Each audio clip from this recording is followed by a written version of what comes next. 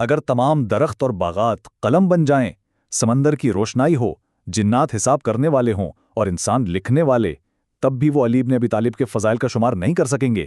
ذرا تصور کریں اس بات کا، یہ کوئی عام بات نہیں ہے، بلکہ ایک ایسی حیران کن نوی روایت ہے جو ہمیں فوراً اندازہ کرواتی ہے کہ اسلامی تاریخ میں امام علی کے مقام اور ان سے جڑی عقیدت کو سمجھنا ہمارے تصور سے بھی کتنا بڑا کام ہے۔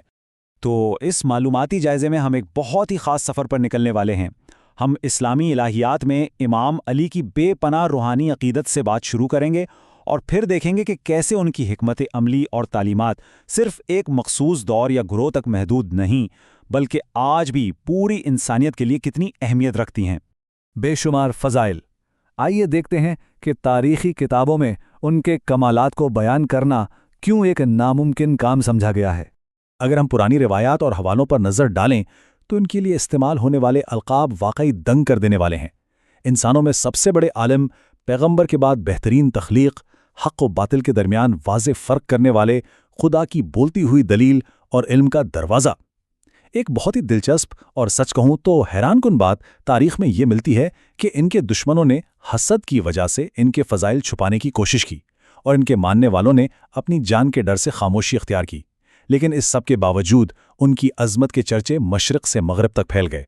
علم کا دروازہ۔ تو آخر اس بے مثال حکمت اور علم کی حقیقت کیا ہے؟ ہم سب نے شاید پیغمبر اسلام کی یہ بہت مشہور اور خوبصورت تمثیل سن رکھی ہو، میں علم کا شہر ہوں اور علی اس کا دروازہ ہے۔ بس جو علم حاصل کرنا چاہتا ہے اسے چاہیے کہ وہ اس دروازے سے داخل ہو۔ یہ کوئی عام جملہ نہیں ہے، یہ استعارہ دراصل یہ واضح کرتا ہے کہ علی کا علم دنیاوی مدرسوں کا محتاج نہیں تھا، بلکہ وہ علم میں ایک حتمی رہنما اور براہ راست جانشین کا درجہ رکھتے تھے۔ اس بات کی گہرائی کو سمجھنے کے لیے حضرت عبداللہ بن مسعود کی ایک روایت پر غور کرتے ہیں۔ انہوں نے فرمایا کہ اگر دنیا کی کل حکمت کو 10 حصوں میں بانٹ دیا جائے تو ان میں سے 9 حصے اکیلے امام علی کے پاس ہیں، اور باقی جو ایک حصہ بچتا ہے اس میں پوری انسانیت شریک ہے۔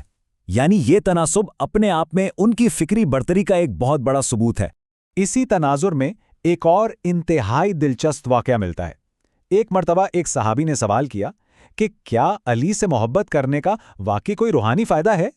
اب اس کا جواب دینے کے لیے پیغمبر اسلام نے یہ سوال فرشتوں کے حوالے کر دیا۔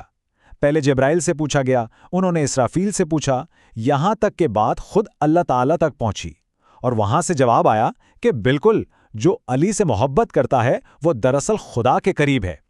یہ واقعہ ان کے روحانی مقام کی بلندی کو بہت خوبصورتی سے بیان کرتا ہے۔ عقیدت اور سخت انصاف۔ اب ان کے کائناتی علم کے بعد بات کرتے ہیں ان کے انتہائی سخت ذاتی اصولوں اور انصاف کی۔ زرار بن زمرہ کی بیان کردہ ایک تصویر اتنی جاندار ہے کہ سیدھی دل پر اثر کرتی ہے۔ وہ بتاتے ہیں کہ رات کے اندھیرے میں امام علی محراب میں کھڑے اپنی داڑھی پکڑے اس قدر شدت سے کانپتے اور روتے تھے جیسے انہیں کسی زہریلے سانپ نے ڈس لیا ہو۔ یہ آدھی رات کی پرنم دعائیں اور یہ خالص عقیدت اتنی اثر انگیز تھی کہ جب ان کے سخت ترین سیاسی حریف امیر معاویہ نے یہ واقعہ سنا تو وہ بھی اپنے آنسو نہ روک سکے۔ اور جہاں بات آتی تھی انصاف کی تو وہاں ان کا اصول اٹل تھا۔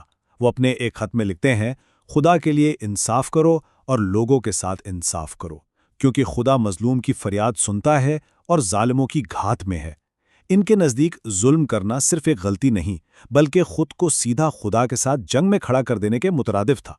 یہ کوئی کھوکھلا سیاسی نعرہ نہیں تھا، بلکہ ان کا مضبوط روحانی عقیدہ تھا۔ ان کی اسی خلوص اور پاکیزگی کو ظاہر کرنے کے لیے ایک بہت پیارا استعاراتی واقعہ تاریخ میں موجود ہے۔ کہا جاتا ہے کہ آسمان سے ایک سیب پیغمبر کے خاندان میں تحفے کے طور پر آیا۔ جب یہ امام علی تک پہنچا تو 2 حصوں میں تقسیم ہو گیا، جس کے اندر سے ایک تحریر برآمد ہوئی۔ یہ دراصل ان کی بے پناہ عقیدت اور جہنم کی آگ سے مکمل تحفظ کی ایک الہی ضمانت کی علامت تھی۔ سرپرستی اور جانشینی۔ اب ہم تاریخ اور الہیات کے اس حصے کی طرف آتے ہیں جو ان کی قیادت کی بنیاد ہے۔ اس ساری بحث کے مرکز میں ایک بہت اہم لفظ ہے، ولایت۔ روایات کے مطابق یہ قیادت محض کوئی دنیاوی منصب یا کرسی نہیں ہے، بلکہ ایک ایسا کائناتی مینڈیٹ ہے جسے دنیا کی تخلیق سے بھی پہلے آسمانوں اور زمین کے سامنے پیش کیا گیا تھا۔ ولایت کا مطلب ہے مکمل اور غیر مشروط روحانی سرپرستی، اور اسی جانشینی کا سب سے اہم پڑاؤ غدیر کا واقعہ ہے۔ یہ وہ تاریخی دن ہے جب پیغمبر اسلام نے واضح الفاظ میں اعلان کیا، جس کا میں مولا ہوں اس کا علی مولا ہے۔ چاہے ہم سنی کتب کا مطالعہ کریں یا شیعہ روایات کا، یہ واقعہ ہر جگہ یکساں اہمیت کا حامل نظر آتا ہے، اور ان کی قیادت کے تسلسل کو قائم کرنے میں اس کا کردار انتہائی بنیادی ہے۔ یہی وجہ ہے کہ تاریخ میں ان کے اور ان کی نسل کے لیے بڑے گہرے استعارے استعمال ہوئے ہیں، جیسے نوح کی کشتی جو طوفانوں میں بچاؤ کا واحد ذریعہ ہے، یا پھر رات کے اندھیرے آسمان میں چمکتے ستارے جو بھٹکے ہوئے مسافروں کو مسلسل اور بالکل درست راستہ دکھاتے ہیں۔ پوری انسانیت کے لیے حکمت۔ اب ہم اسلامی الہیات سے ذرا باہر نکل کر ان کے شاہکار کی طرف بڑھتے ہیں جو پوری دنیا کے لیے ہے۔ ان کی مشہور کتاب نہج البلاغہ یعنی فصاحت کا راستہ آج بھی علماء کرام کے درمیان زیر بحث رہتی ہے۔ شیعہ علماء اسے امام علی کی الہی مقرر قیادت اور حتمی روحانی اختیار کا ایک بڑا ثبوت مانتے ہیں۔ دوسری طرف سنی علماء اسے فلسفیانہ کمال، فصاحت اور لازوال اخلاقیات کا ایک عظیم شاہکار تسلیم کرتے ہیں۔ لیکن ایک بات پر دونوں کا مکمل اتفاق ہے، اور وہ یہ کہ اس کتاب کا فکری اور ثقافتی اثر پوری تاریخ میں واقعی لاسانی ہے۔ اگر ہم ان کے خطبات کو غور سے پڑھیں تو معلوم ہوتا ہے کہ وہ صرف ہوائی اور فلسفیانہ باتیں نہیں کرتے تھے، ان کی تعلیمات بہت عملی تھیں۔ وہ روزمرہ کے نیک اعمال، خاندانی رشتوں کو مضبوط رکھنے، دنیا کی ہرس سے بچنے اور ظالم کے خلاف اٹھ کھڑے ہونے کی تلقین کرتے تھے۔ ان کا بنیادی پیغام یہی تھا کہ یہ دنیا عارضی ہے اور اصل کامیابی ہماری اخلاقیات میں ہے۔ اور اب ہم اس نصیحت پر آتے ہیں جس نے تاریخ کا دھارا موڑ دیا۔ مالک الاشتر کے نام خط میں وہ لکھتے ہیں، یاد رکھو لوگ دو قسم کے ہیں، یا تو وہ دین میں تمہارے بھائی ہیں یا پھر انسانیت میں تمہارے برابر ہیں۔ یہ ایک جملہ اپنے اندر کتنی گہرائی رکھتا ہے، ذرا سوچئے۔ یہ انسانی مساوات، برداشت اور رحم دلی کا وہ آفاقی اور انقلابی تصور ہے جس کی آج بھی دنیا کو اشد ضرورت ہے۔ ان کی یہ حکمت براہ راست قرآن کی اس وسیع تعلیم سے جڑتی ہے کہ چاہے ہماری زبانیں مختلف ہوں یا ہماری ثقافتیں الگ ہو، پوری انسانیت دراصل ایک ہی مٹی اور ایک ہی جوہر سے بنی ہے۔ ہمارے مقاصد اور ہماری اصل سب ایک ہے۔